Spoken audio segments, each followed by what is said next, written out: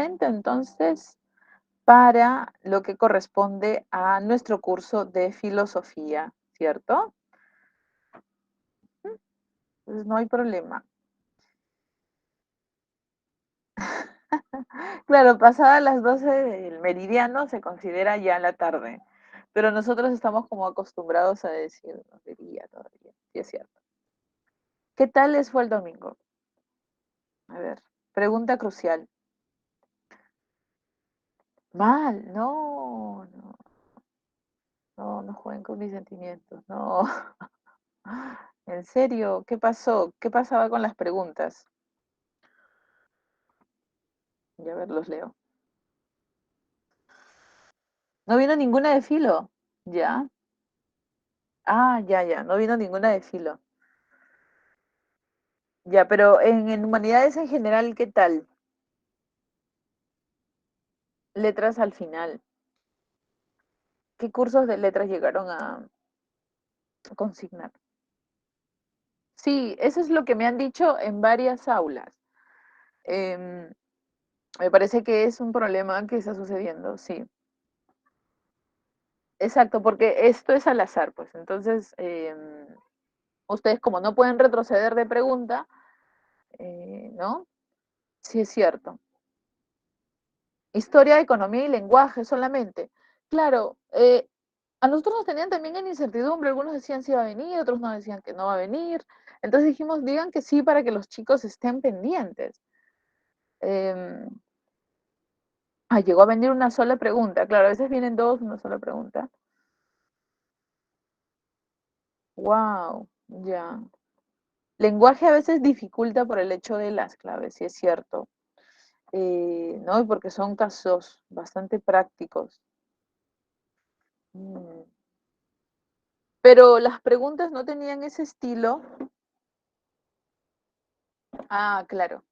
Pero geografía les están viniendo ya las dos, entonces, porque geografía a veces vienen, se están alternando en semanas, porque a veces desarrollan historia y por ahí luego viene geografía, entonces ya están, sí, entonces está más complicado. Wow. Ah, ya, ya. Ujú. Miren, por ahí me dijeron algunos, y eso hay que tenerlo en cuenta, en la práctica, sí, sí viene filo, pero en la quinta. En donde vienen siete preguntas de filosofía es en la quinta. En la siguiente está viniendo, me parece, sí, claro, lenguaje y literatura, que me parece que es la tercera, ¿no? ¿Tercera o cuarta? Filo viene en la quinta y viene en la séptima, ¿no? Así más o menos están considerándolo. Sí, es cierto. Ujú. Ahora, como les digo, lo que estamos haciendo últimamente y lo he notado, en este caso, ay, miren, dejé de compartir, vuelvo a compartir. Em, por ejemplo, es que algunos han notado que las preguntas de lo que es, ¿no? El examen están viniendo muy parecidas, casi idénticas, a lo que les viene en su aula virtual. Entonces, el aula virtual realmente te está preparando, ¿no? A lo que es la práctica. Sí es cierto. Entonces, consideren esto. Sí es cierto, ¿no? Algunos dicen, no, eso no soy yo. Entonces, ¿qué pasa? Tú te llenas de teoría, lees, estudias todo muy bien, dominas las prácticas, pero, ¿no? Te hacen la pregunta y como que, ¿qué? Y no sabías que eso te podían preguntar porque quizás este detalle se te fue, porque en realidad hay bastante información. Sería pues normal, ¿no? A menos que estés creando una estrategia y constante.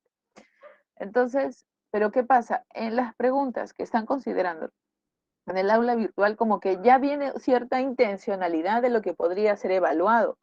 ¿Por qué? Porque están preguntando pues los temas cruciales. Acuérdate que en un tema siempre va a haber puntos más, digamos, trascendentes, ¿no?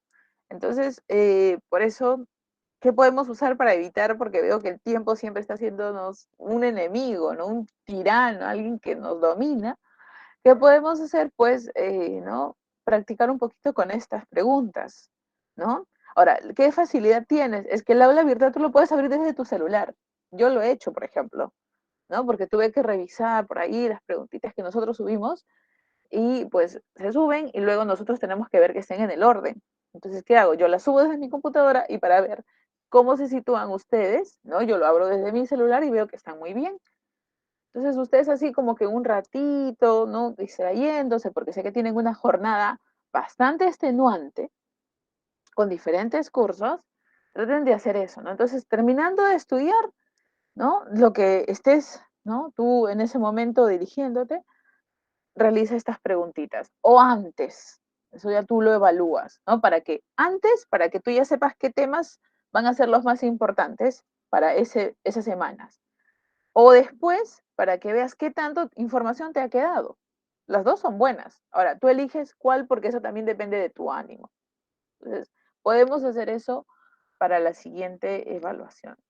Así que vamos ahí todavía con, ¿sí?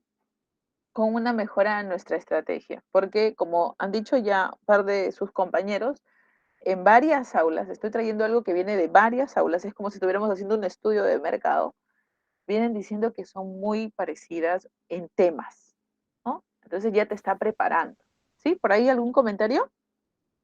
Siéntense con la libertad de interrumpir, no hay problema.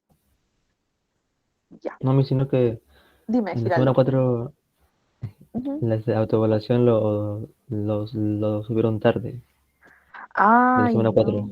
De la semana 4 de todos los cursos en Del- general. no, no, no, los de filosofía. Ya. Los demás ya está ya. Eh, ¿Lo subieron el día sábado o viernes? Porque ya está. ¿Te acuerdas? Si fue un sábado o un viernes para llevarme eso. No, Yo creo sí que me... después de las clases, no sé, en la tarde. O, Ah, ya. o el domingo, creo, no sé. Ya, No, me llevo eso. Sí, está bien, Giraldo. Gracias por decírmelo. Em, ya, claro. Entonces, vamos a replantear eso porque, de todas maneras, todos los comentarios que ustedes nos den, nosotros tenemos reuniones de profesores y entonces ahí evaluamos para darles las mejores alternativas para que tengan el material. Ujú, ya, ahora me dice por ahí Jesús, dice en filosofía, el final de la separata viene un resumen claro, si eso es cierto, este es el resumen que me dices, muy bien. Ujú, es que, ajá, sí, bueno, eso ya no depende de nosotros. Como eso era un examen parcial, eso ya depende de la oficina central de admisión. Entonces, esas preguntas, ustedes a veces tienen unas reuniones con coordinadores, ¿no? Ahí tendrían que hacer ese tipo de preguntas. En tanto, las prácticas, sí, el profesor, dependiendo del curso que esté, sea filosofía, sea historia, sea economía, puede darte alcances, ¿no? Por ejemplo, del material, estilo de pregunta, para que practiques incluso cómo más o menos es tipo caso, alternativa múltiple, porque a veces te confundes en esto. Sí, ya. Mm, claro, ya. Mira, el resumen lo puedes tener como resumen o lo puedes tener como palabras clave. Te doy esta estrategia. ¿Qué significan palabras clave? Las palabras clave son palabras previas, suelen ser 3, 5, normalmente cuando escribimos un artículo, nosotros para humanidades, siempre ponemos 3 o 4 palabras antes del cuerpo del artículo. ¿Para qué? Para que la persona que lo lea sepa que esos son los temas que voy a considerar luego cuando leas el artículo. Entonces, ¿qué hacen? Dirigen tu atención.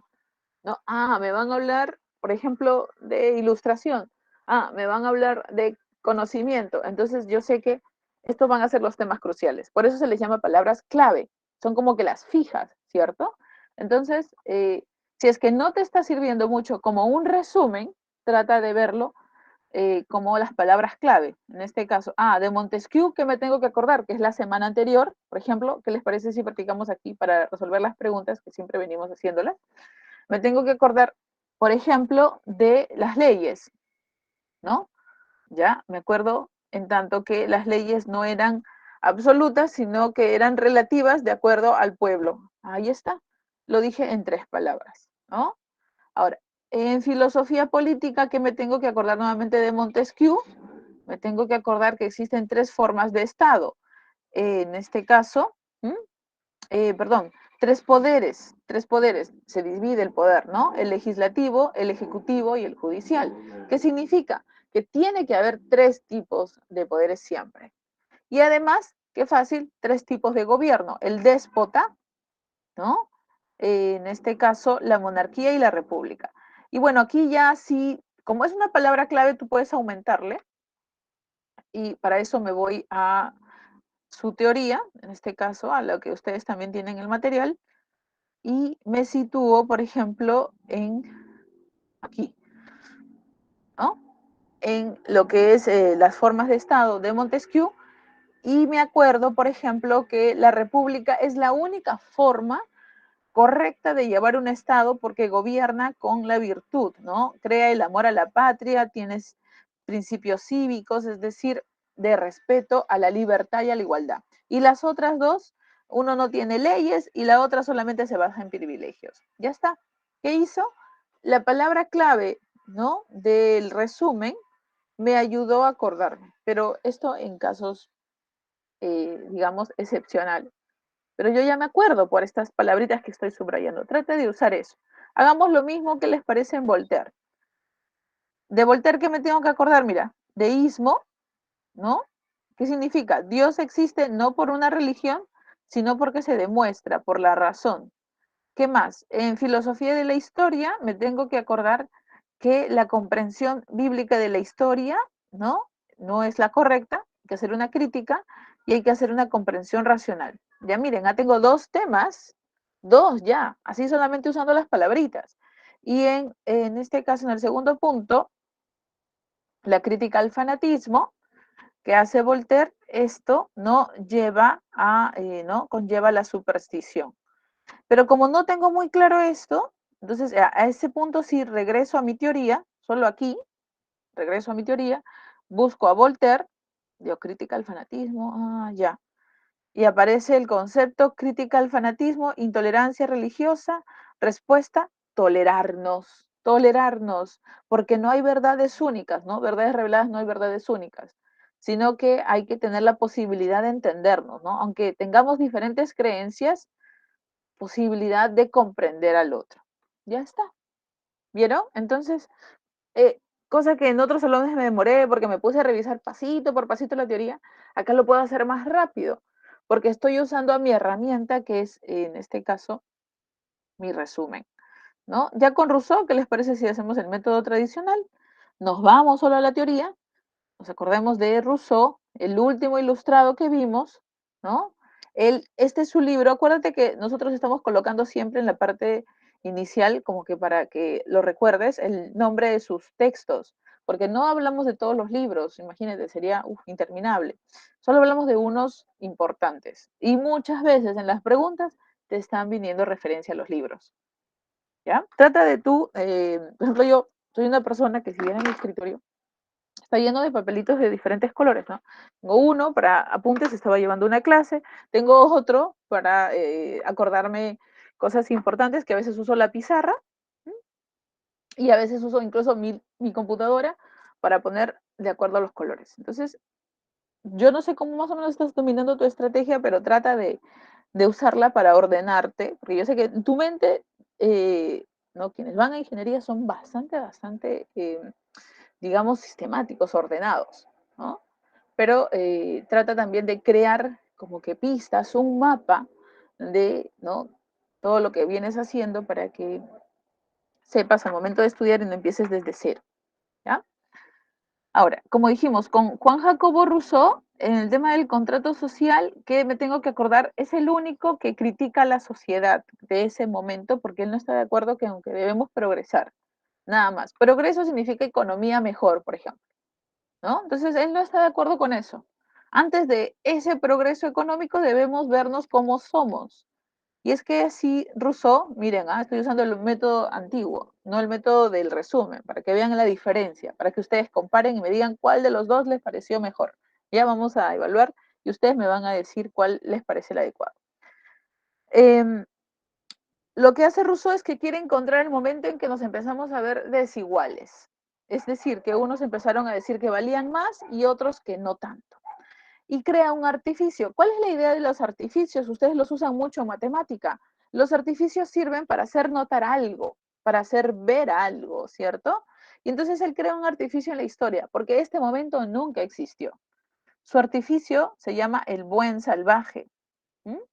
Y se supone que fue la meta de ¿no? de partida. Perdón, fue el punto de partida, no la meta. Este punto de partida, en donde todos eran salvajes, eran inofensivos, sin domicilio, sin guerra, sin sociedad, ¿m? Y lo que tenían principalmente era amor a la supervivencia de sí mismos y eran compasivos con los otros. Entonces, parecía que todo estaba bien, la historia estaba comenzando, acuérdate, desde el estado de naturaleza. ¿Qué significa el estado de naturaleza? Donde no hay orden, no hay reglas, está comenzando desde cero. ¿Qué pasó para que estas personas inocentes, nobles, sencillas, se empiecen a ver con temor o con egoísmo o con envidia? ¿De dónde nacen estos antivalores? Nacen del hecho de que algunos empiezan a desarrollar, como ves por ahí, está bonito, técnica. ¿Qué significa la técnica? Bueno, la técnica va a referirse a que propiamente, ¿sí? Empiezan a tener mejores habilidades que otros. Y con esto empiezan a desarrollar lo que se llama la propiedad privada. La propiedad privada, ¿cierto? Entonces, esto quiere decir que ellos empiezan a decirles a otros, ¿no? Esto es mío. Empiezan a algunos a apropiarse de cada vez más terreno, por ejemplo, para practicar la agricultura, o empiezan a hacerse de más recursos, los otros no entienden qué sucede, y los que empiezan a obtener propiedad privada se reúnen entre ellos y crean una sociedad en donde hay que proteger esto, olvidarse de los otros y proteger propiamente lo que es de cada uno, ¿m? Sin pensar en los demás. Entonces el sentimiento de compasión se fue, se esfumó. El buen salvaje ya no es tan bueno, pues, ¿no? Y es por eso que terminamos con Rousseau diciendo que él pide refundar la sociedad. Es un ideal ilustrado, que tenga toda persona derechos, que todas personas se vean iguales, a pesar de su religión, de su economía, de su origen, y además que somos como personas fundadores de la sociedad. Si la sociedad está mal, la podemos refundar, ¿no? En este caso. ¿Y cómo la refundamos? Firmemos un nuevo contrato, ¿no? Contrato siempre tiene cláusulas, se me están haciendo acordar por ahí el tema del juego del calamar, ¿no? Que antes de jugar a todos les pedían, tienen que firmar y estas son las reglas bien dadas. Pero siempre hay cláusulas para desarmar las cosas si no están bien, en caso de emergencia, ¿cierto? Los que han visto el juego, yo no quiero espolear a nadie que no lo haya visto, pero siempre ha habido un salvavidas, ¿no? Y eso pues viene desde acá, el hecho de que si las cosas están mal, pues podemos apelar a recomponerlas. Y en este caso, Rousseau dice, hay que dejar sin validez el primer contrato porque no estuvo bien hecho y hay que hacer uno nuevo en donde solo se pida que renuncies al interés propio, individual. Pero a cambio de qué? De que, sí, pues tú quieres algo, el otro también lo quiere, ¿no? Y el otro también. Pero ¿qué les parece si coordinamos esfuerzos y obtenemos todos lo básico y después ya empezamos, ¿no? a tener diferencias? Pero primero tengamos las necesidades básicas cubiertas, es decir, todos tengamos un bien común. Renuncias a tus intereses individuales para que el otro te ayude y a su vez tú lo ayudes. Lo comprometes y te comprometes. Y por tanto se logra el bien común y la decisión de todos. Antes no, pues. Antes había que tener miedo porque no sabías en qué momento el otro te podía quitar tus cosas. Y ahora ya no, porque él ha tenido lo mismo que tú. Acuérdate que Rousseau dice, el hombre fue noble, el hombre fue bueno y la sociedad lo corrompió. ¿Listo? Contrato social. Y con eso vamos a nuestras preguntas. Según Rousseau, nos dicen aquí, el hombre tiene la natural tendencia a la bondad, que se opaca cuando surge la propiedad. ¿Esta es el origen de qué? A ver, ¿qué originó la propiedad cuando surgió entre los buenos salvajes? Correcto, muy bien. Ya vamos a ver si funcionó nuestro método. ¿Ah? 2. Rousseau afirma, veo que están bastante claros, ¿ah? Que es necesaria una mirada crítica de la sociedad del siglo XVIII, que es la sociedad donde está el rey a que los ilustrados están criticando. Ya, esta mirada crítica a la sociedad, porque se reafirma la jerarquía entre las personas y las clases sociales, hace necesaria la renuncia a los intereses individuales en favor del bien común. ¿Cómo se llama esta renuncia? Muy bien. Ujú. Correcto, la firma del contrato social. Bien. La E nos dice, claro, ya, el egoísmo social sería lo que caracteriza a la sociedad de ese momento. Pero lo que preguntan aquí es, ¿no? Para esto hay que renunciar, dice, ¿no? Entonces la sociedad estaba así, pero ahí quedó. Eso era egoísmo. Ahora, para evitar, ¿no? Para cambiar esto, para criticar esto, hay que renunciar a los intereses individuales, ¿no? En favor del bien común, por tanto, plasmar significaría crear, evidenciar, ¿no? Que se necesita un contrato social. Ujú. Así que por eso sería la C. La E es válida solo si nos describieran. ¿Y cómo fue la primera parte? Egoístas. ¿Cómo se pide ahora que seamos? Que pensemos en el bien común, contrato social. Vamos con la 5. Según Montesquieu, es necesario promover un régimen de gobierno que mantenga protegido el derecho de los ciudadanos de la libertad. Este tipo de, ¿no?, régimen se llama república. Muy bien. Sin embargo, existen otras formas donde los principios no están, ¿no?, a favor de este ideal de la libertad. ¿Cuáles son los otros dos? Muy bien, ahí veo a Jesús. Acuérdense que los mencionamos con las palabras clave. Muy bien, sí es monarquía, ya, pero había otro más, ya, con dudas ahí. Ya,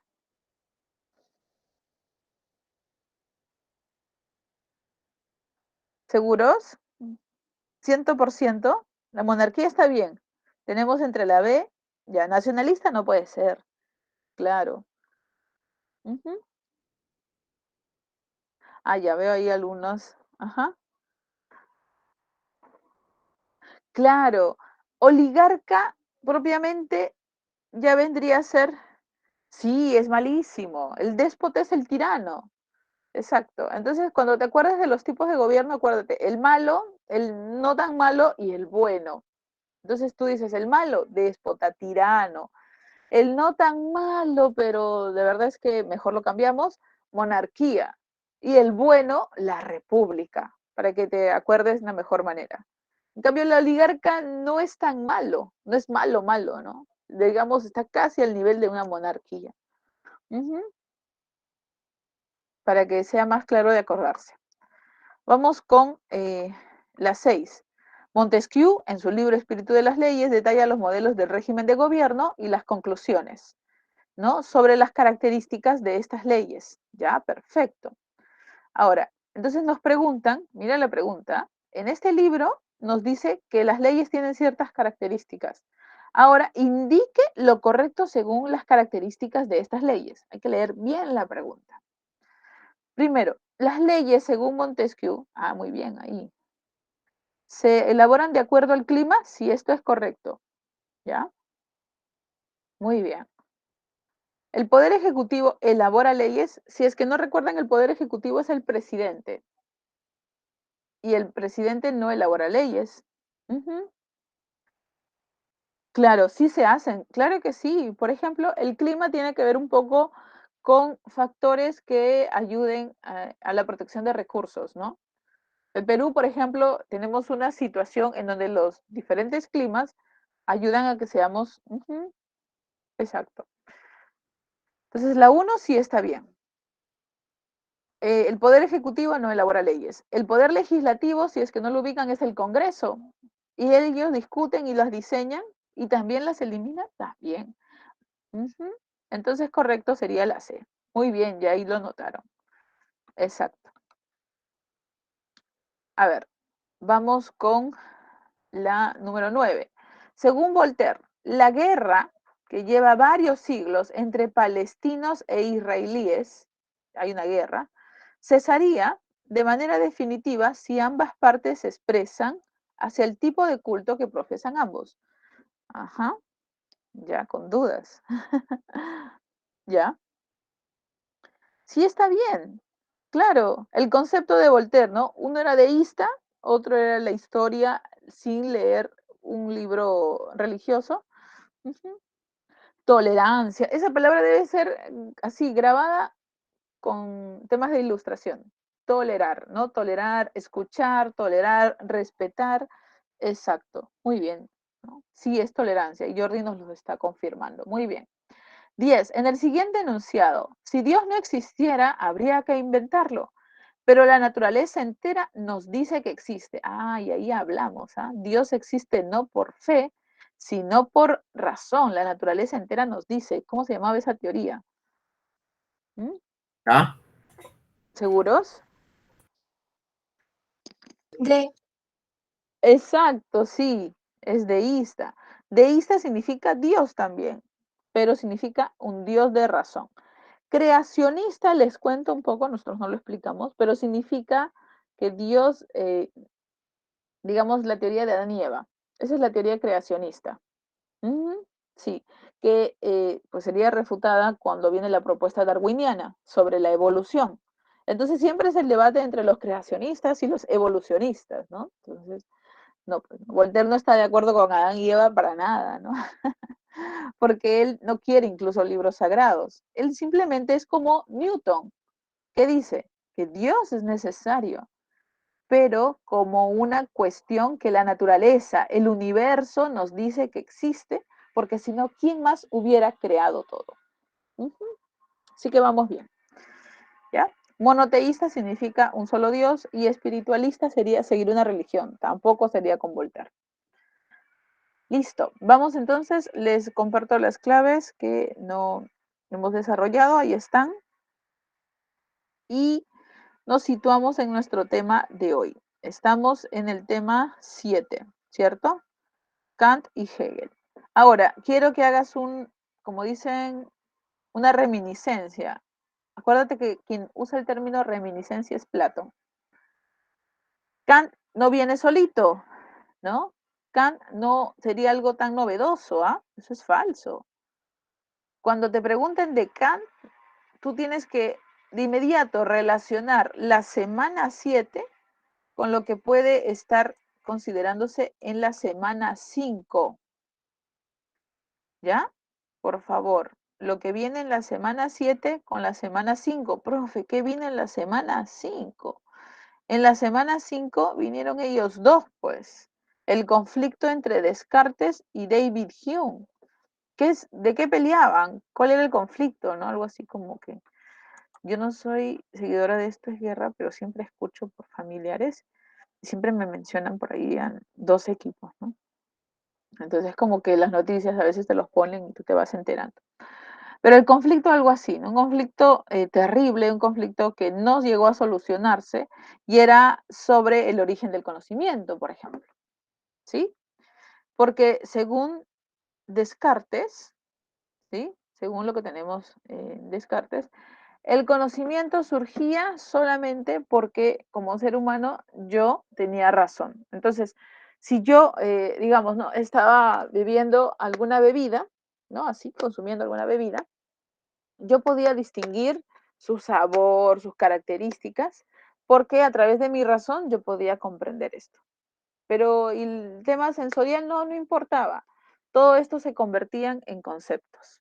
Eso decía Descartes, ¿cierto? ¿Qué método nos enseña Descartes? La duda metódica, porque a él no le importaba mucho las características del mundo. A él lo que le importó fue afirmar que el hombre existe. Entonces crea su método llamado así, la duda metódica de 3 pasitos: duda de lo sensible, duda de la realidad, duda de las demostraciones matemáticas, pero lo que llega a demostrar Descartes, ¿qué certeza demuestra?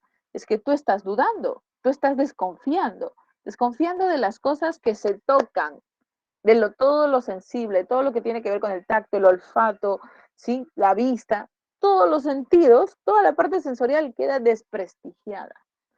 ¿Y cuál es lo único importante? Todos los procesos cognitivos que tú hagas a nivel de tu mente. Entonces, Descartes afirmaría que en esta duda constante, lo que te das cuenta es que estás pensando, porque todo lo demás empieza a verse de manera más tenue, ¿no? ¿Realmente estaré viendo aquello que veo? ¿O es el sol que me está evitando no ver cómo son las cosas y estoy viendo un reflejo?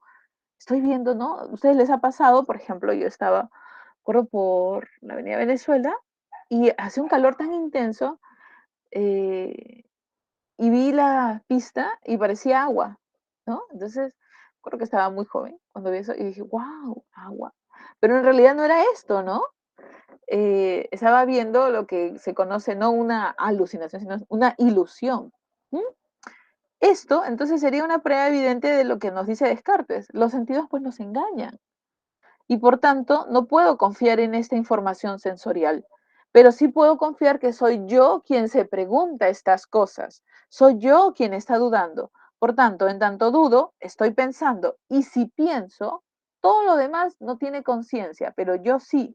Por tanto, existo. ¿Vamos bien con esta idea? Entonces, eso demostró Descartes. En cambio, el otro que debate con él va a ser David Hume, y él dice esto es falso. Todo conocimiento parte de que no había nada en la mente. ¿Cómo se llama el concepto de que no había nada en la mente? ¿Se Tabula acuerdan? rasa. Perfecto. Todos los empiristas están de acuerdo, como muy bien lo ha dicho su compañero y su compañera por ahí, Teresa, que la mente está en blanco, la mente es una tabula rasa y que hay que partir desde cero y que realmente nunca hubo conceptos que me permitían entender el mundo y que yo debo percibir el mundo. ¿Y cómo lo percibo? Pues a través de mis percepciones o también las llamadas impresiones. Yo percibo colores, percibo olores.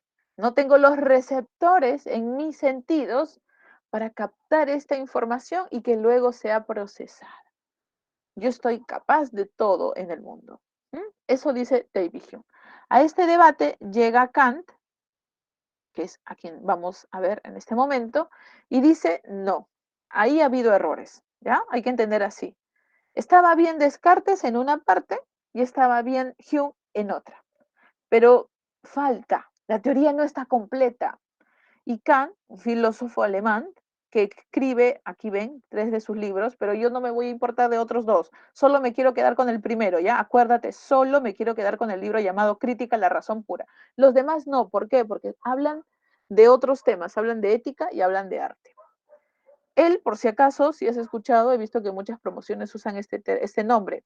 Atrévete a pensar, porque en latín se le dice sapere aude, ¿ya? Yo he visto que varias promociones se ponen este nombre y bueno, significa en español, atrévete a Profesor, pensar. ¿Sí? ¿Te escucho? disculpe, ese es Atrévete a pensar por ti mismo, creo. Exacto. Atrévete a pensar por ti mismo. Ahí completamos la frase. Sí, sí es cierto. Es que Kant es un ilustrado, en realidad. Ya es como que ya la última parte de la ilustración, ya, ¿no? Digamos, así el límite entre lo que ya es casi, casi contemporáneo. Con él se está cerrando toda la filosofía moderna. Y él escribe un libro pequeñito, de, pues yo diría no más de 40 páginas, exagerando, en donde él explica qué significó la ilustración para el mundo. Porque era como que este de atrévete a pensar, porque muchas veces nos habíamos dejado guiar por otros, y no habíamos tenido decisiones propias. Y entonces él dice, sapere aude, atrévete a pensar por ti mismo, y pues no, toma las riendas de las cosas porque ya llegamos a una edad madura, ¿no? Entonces un poquito eso es lo que termina diciendo Kant. ¿Sí? En este libro, como les dije, Crítica a la razón pura, el tema del conocimiento, Kant mejora la propuesta que había estado todavía por ¿no? terminarse con acuérdate, acuérdate siempre, René Descartes, racionalismo y David Hume, empirismo. Y Kant propone algo nuevo llamado criticismo, ¿ya? Siempre son 3. Cuando hablemos de conocimiento en filosofía, ¿por qué? Porque vamos a volver a hacer estos temas. No creas que se acabó, finito, no. Vamos a volver a tratar estos temas en nociología. Entonces, si tú ya lo estás dominando en la semana 5, bien, lo dominas en la semana 7, perfecto. En la semana 13, excelente, ¿ya? Porque acuérdate, entonces estamos ahí reiterando. El tema del conocimiento con Kant llega a su cúspide. Crea el criticismo para mejorar la propuesta de saber cómo, como persona, estoy conociendo el mundo. Esa era la pregunta, ¿no? ¿Cómo lo percibo? ¿Cómo lo entiendo? Y él, ¿no? Llega a sintetizar, por eso se dice. Pero antes de decir su teoría, que la escribe en el libro Crítica a la razón pura, él primero ordena las cosas. Veamos qué es lo que hace. Crea una, ¿no? En este caso, un concepto, el giro copernicano. Él dice que este concepto va a significar que veamos cómo funcionaba antes el esquema del conocimiento. ¿Cómo el esquema, profesora? Cuando tú piensas en que alguien conoce algo, normalmente tienes un sujeto y este sujeto observa un objeto. Entonces observa el objeto, lo mira y antes de Kant, se decía que el sujeto frente al objeto simplemente lo copiaba en su mente, nada más. Entonces, si yo lo veía que era azul, como seguro, no sé si el fondo me permite que vean mi termo, pero entonces yo como persona solamente trataba de copiar lo más parecido al objeto. Mi mente era un espejo, casi igualito lo quería copiar. Venía otra persona y también querían hacer lo mismo. Entonces, como sujetos, nosotros percibíamos al objeto y solamente lo reflejábamos. Esto era el modelo tradicional de conocimiento, pero estuvo mal. Kant dice error. Creo mi giro copernicano. Giro, pues. Cambio. Ya no va a ser importante el sujeto, sino el objeto. ¿Por qué, profe? Miremos el nuevo esquema que ha creado Kant y su giro copernicano. El sujeto, cuando capta, mira acá, mira, el mundo exterior, no lo copia. Qué fácil, ¿no? Y si tú estás un poco triste, ustedes saben que varias teorías psicológicas afirman que cuando tenemos sentimientos de tristeza, los colores hasta bajan en brillantes, las cosas empiezan a verse hasta un tanto, ¿no? Menos coloridas. ¿Por qué? Porque también depende de nuestras facultades. El mundo puede estar ahí, pero yo también soy capaz de percibirlo de cierta forma. No siempre que observo algo, me llamó a mí la atención algo y a la otra persona lo mismo. Nuestro foco de atención puede ser distinto. A mí me gustaron ciertos colores, a la otra persona le gustó el movimiento del objeto. Entonces nuestra perspectiva es distinta. ¿Por qué estamos queriendo captar un mundo tan igualito si nosotros incluso pensamos distinto? Y así Kant dice, como el sujeto tiene ¿no? Tantas facultades, tantas experiencias, el sujeto no copia el mundo, no lo refleja. Cada vez que captas algo del mundo exterior, tú, bajo tu percepción, creas lo que está sucediendo, ¿no? Clásico de la percepción. Tú ves varios puntos seguidos, ¿no? Que están no necesariamente relacionados, pero por la percepción tú los juntas y ya los copiaste como una forma, ¿cierto? ¿No? O ves, por ejemplo, ciertas imágenes, las clásicas imágenes que ponen para la percepción, y ves que, ¿no? La, el rostro de una persona la observas bien y a su vez era la imagen de otras personas que estaban como que creando el rostro, ¿cierto? Y la pregunta es, si observas primero el rostro, tu personalidad es, ¿no? Y si observas primero a las personas, tu personalidad es, ¿no? La clásica copa, que a mí no me sale, así que no sean malos cuando trato de hacerla. Ven, como a mí no, a mí no me sale. Ya, sí, muy bien, Jordi, ¿no? La clásica copa que hacen Y en tiene dos psicología. caras. Claro, ¿no? Y te dice, ¿no? Si observas las dos caras, entonces, ¿qué pasa?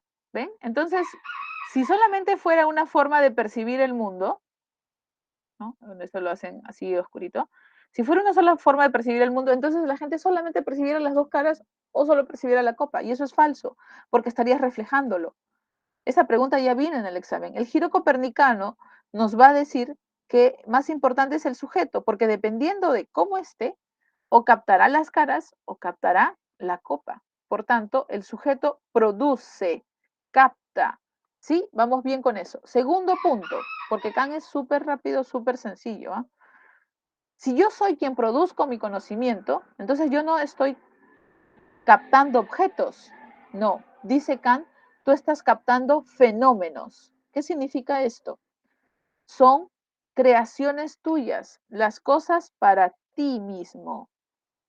Y que para captarlas tuviste que usar tu experiencia. ¿Cómo? ¿Cómo que mi experiencia? Claro, tus sentidos. Entonces, Kant en ese momento le está dando la razón a Hume. Para captar el mundo, no fue necesario solamente tu razón, sino que todo comenzó con tus sentidos.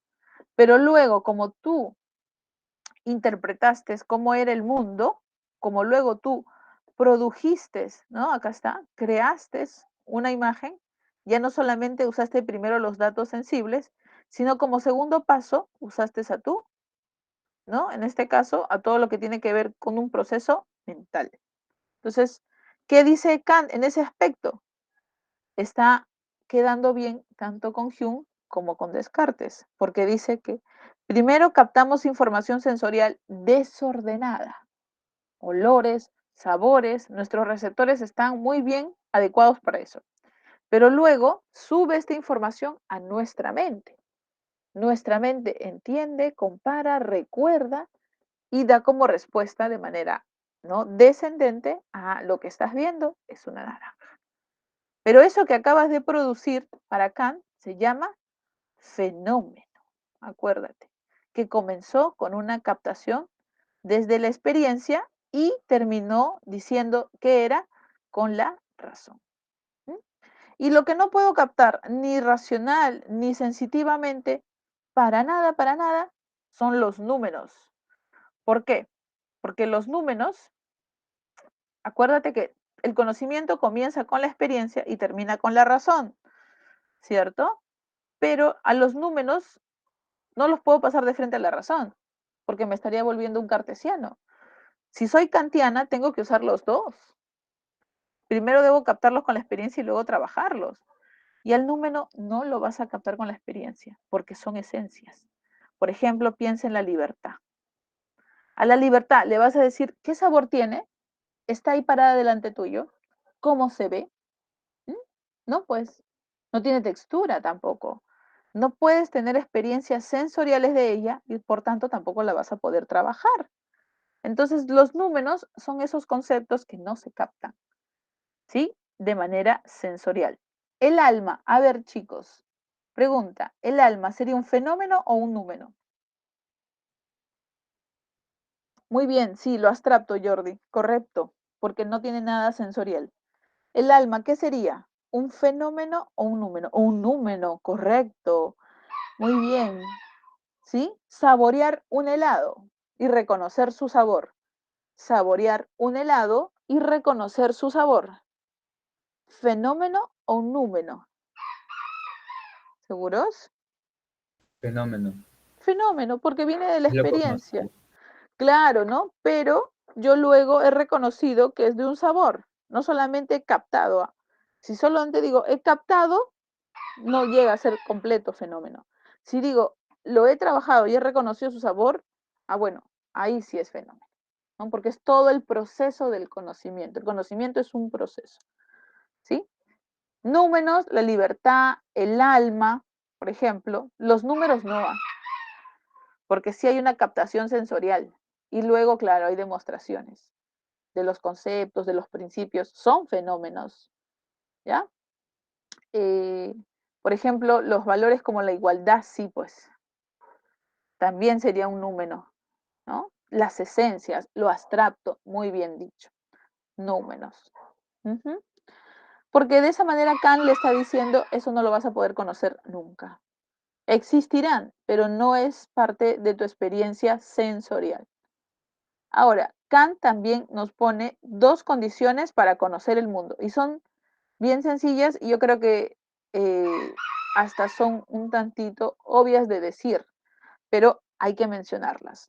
Kant está consciente que no solamente captas todo el tiempo, sino que también almacenas información en tu memoria, ¿cierto?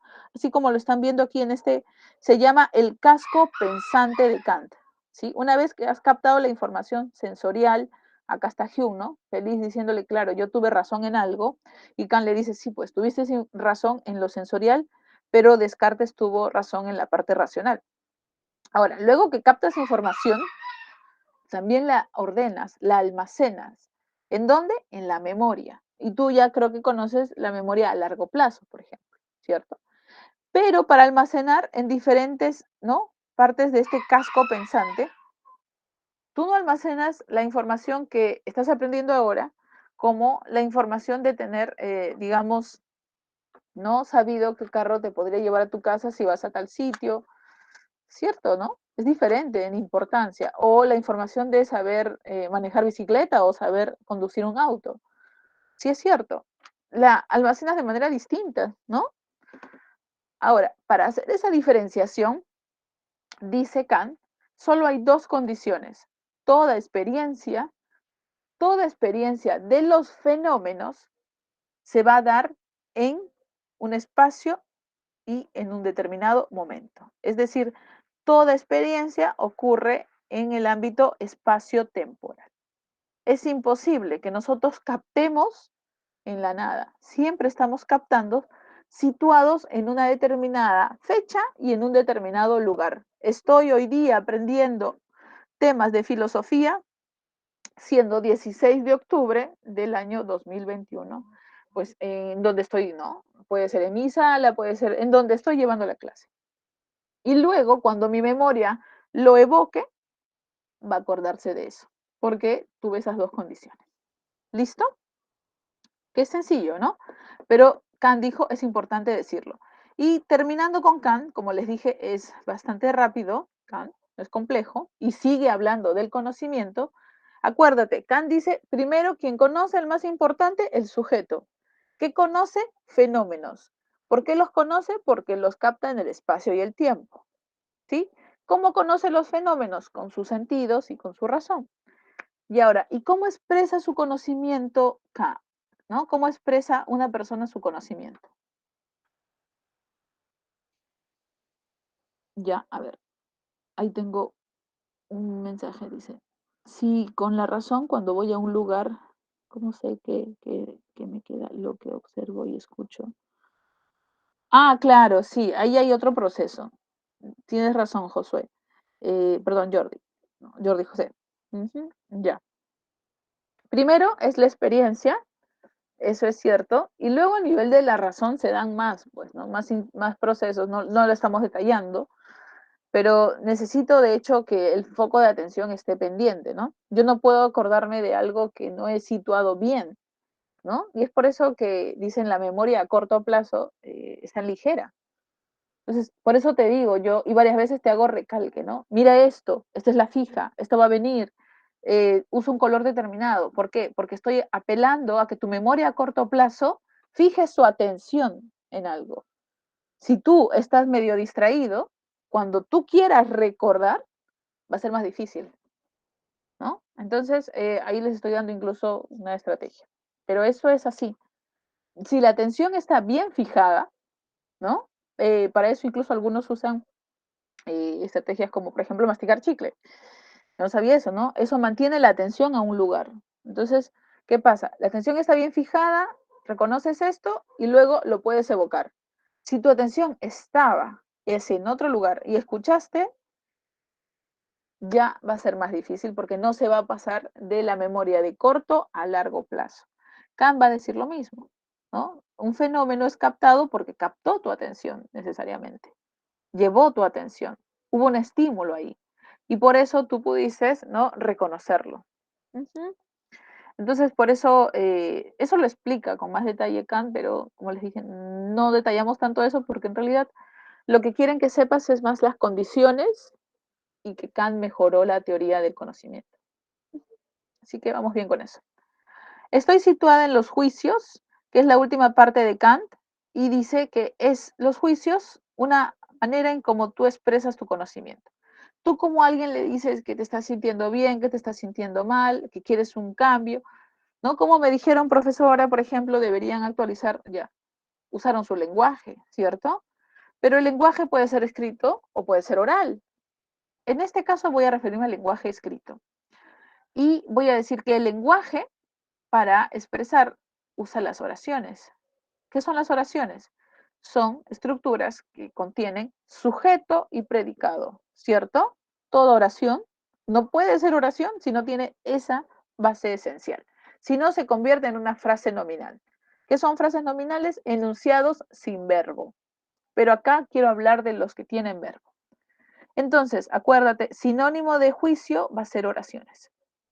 Ahora, Kant distingue a las oraciones de 4 maneras, solo 4, rapidita. Primero, las oraciones antes de la experiencia y las oraciones después de la experiencia. Antes de la experiencia, por ejemplo, las oraciones que son verdaderas, ¿no? Como decir, mañana habrá un atardecer. De hecho, profesora, todos los días hay atardeceres. No necesito la experiencia para saber si esto es cierto. Ah, claro, entonces eso se llamó un juicio a priori. ¿Vamos bien? Pero si yo digo, mañana en la tarde lloverá, para saber si esto realmente es real, necesito tener la experiencia y se llama a posteriori. ¿Mm? ¿Cómo es analítico y sintético? En el analítico, el sujeto y el predicado son iguales.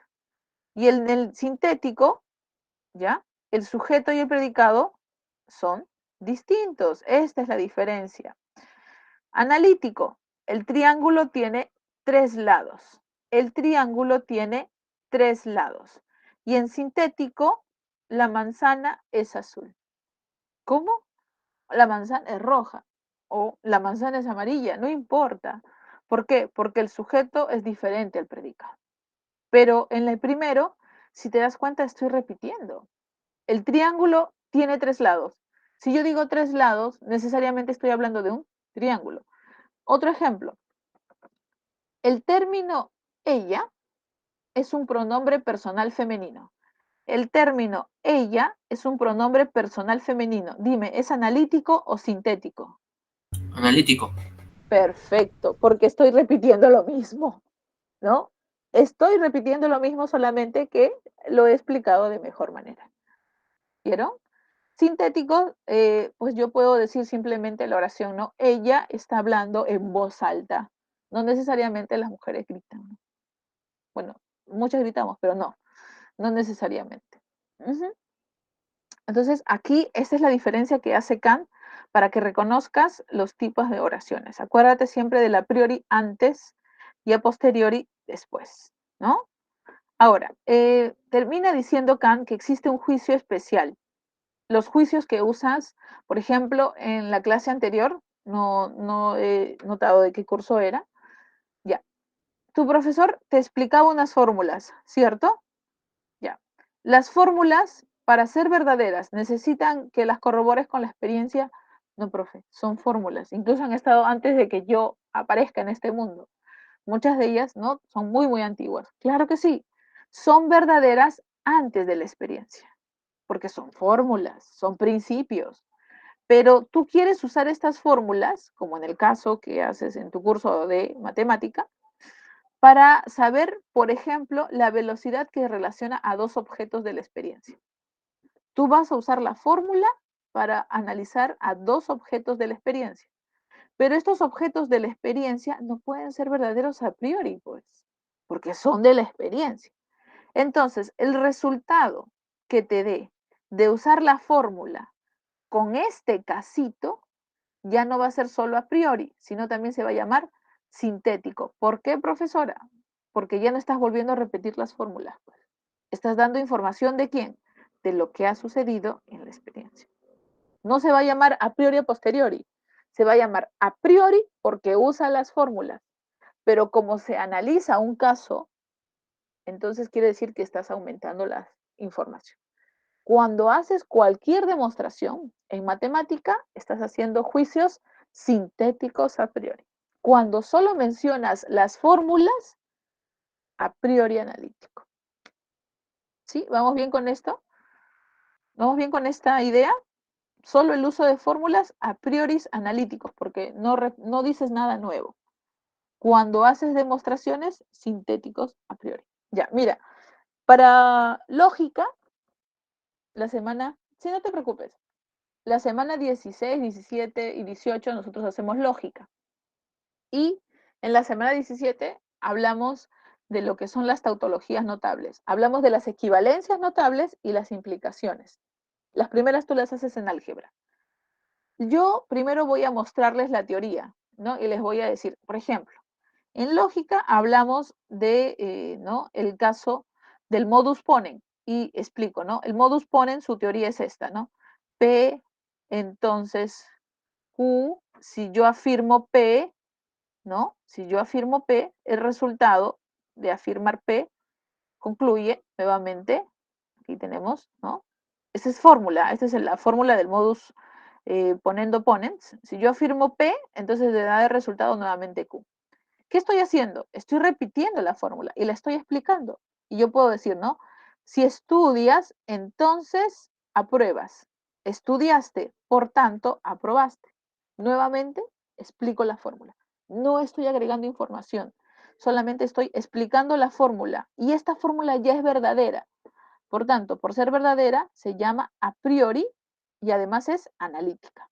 ¿Mm?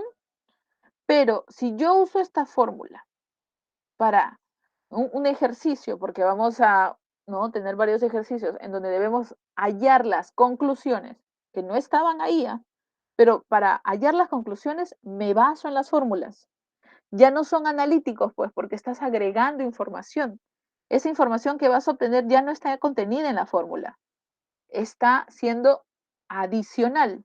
Entonces ya no es, en este caso, analítica, sino se le llama sintética. Cuando adicionas información es sintética y se llamaría a posteriori. Perdón, a priori sintético. ¿Por qué a priori? Porque te basaste en la fórmula para hacer una demostración.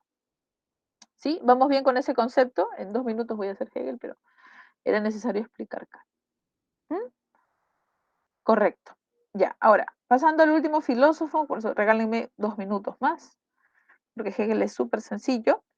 El inicio de la época contemporánea, este filósofo, Jorge Federico Hegel, va a explicar el concepto llamado dialéctica. Este concepto no es nuevo, chicos, este concepto ya lo había desarrollado Heráclito. ¿Tú te acuerdas de Heráclito, el presocrático? El que criticó a Parménides y que decía todo era, ¿te acuerdas? Por ahí que decía Y el Heráclito. fuego. El Sí, fuego, el fuego todo ya. es movimiento, todo es cambio, correcto. Dialéctica también significa movimiento y cambio, ¿ya? Entonces, Hegel copia el método de Heráclito sobre que las cosas siempre están cambiando. Si tú las ves bien, luego están mal. Si tienen vida, luego pues ya no están así. Si son justas, luego son injustas. Eso es dialéctica, oposición, ¿ya? Eso es lo que va a explicarnos Hegel. Ahora, este filósofo alemán quiere que este método lo ayude a encontrar cuál es el fin de la historia de la humanidad. ¿Cómo? No es que se acabó todo, no, sino cuál es la meta que perseguimos como civilización humana. ¿Hacia dónde estamos yendo, no? ¿Estamos mejorando? ¿Cuál es nuestro fin en este mundo? Y este método van a ser esos lentes que te van a ayudar a entenderlo.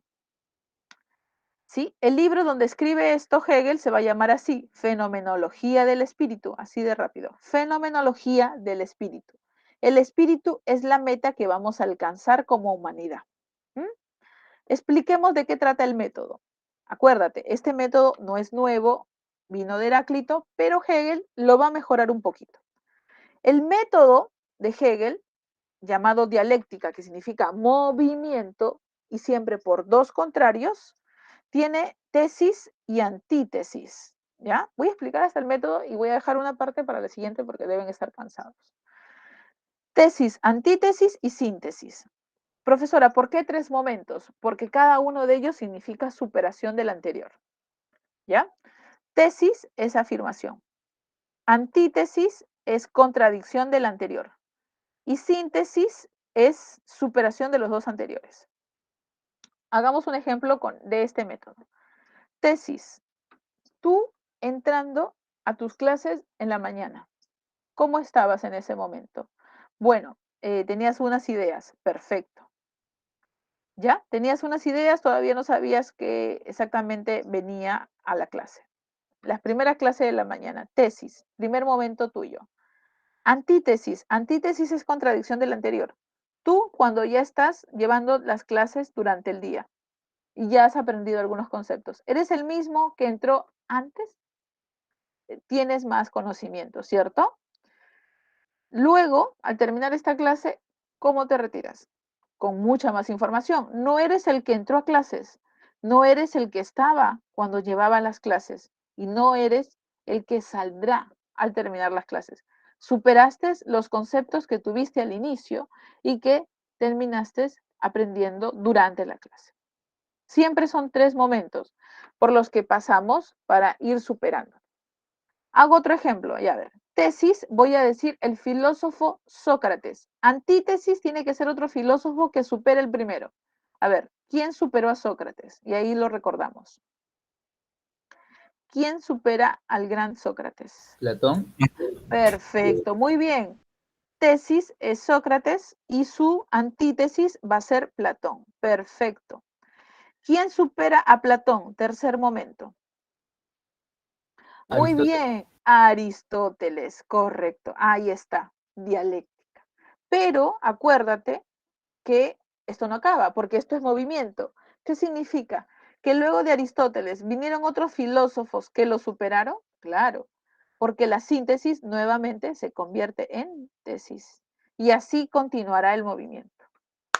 Esa es la idea. Siempre, ¿no? Movimiento en donde llegas a la síntesis y luego esta nuevamente se convierte en tesis y seguirá cambiando. ¿Mm? Esos son los lentes que usa Hegel para entender nuestro movimiento como civilización humana. Quedamos aquí, nos cerramos solamente, nos va a quedar pendiente entendernos como civilización con Hegel, que eso lo vamos a hacer la siguiente para que no estés tan cansado. Ya, quedamos con esa deuda. Y, pero ya te vas con lo principal en Hegel, porque es la pregunta básica, que viene para el tema ¿no? de este filósofo. ¿Cuál es el método y qué significa camino dialéctico? Camino dialéctico significa superación, movimiento, seguir evolucionando, ¿no? Tesis, una semilla. Antítesis, una plantita. Superé la semilla. Síntesis, un fruto que superó a la planta, pero este fruto nuevamente se puede volver en semillita y continúa el movimiento. ¿Vieron? Listo, chicos, quedamos hasta aquí. Cierro grabación. Hoy hemos visto 2 filósofos trascendentales.